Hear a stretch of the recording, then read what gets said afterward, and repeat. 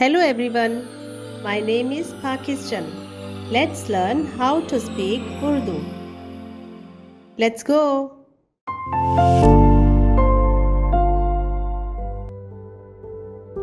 फरज 30 बरस का था जब उससे रऊ पैदा हुआ।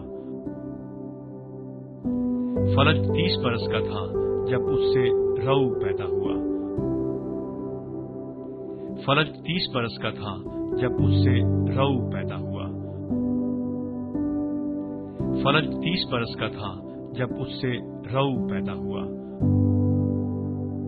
पैदा पैदा पैदा 30 30 30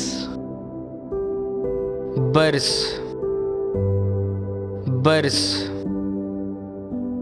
बरस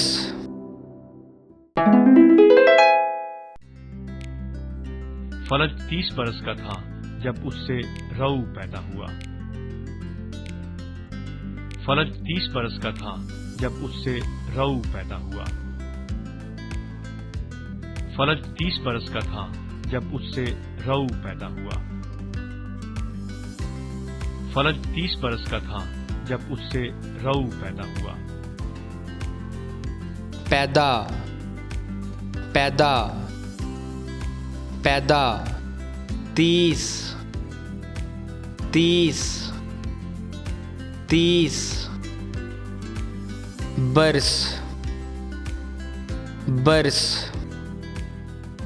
बरस See you again.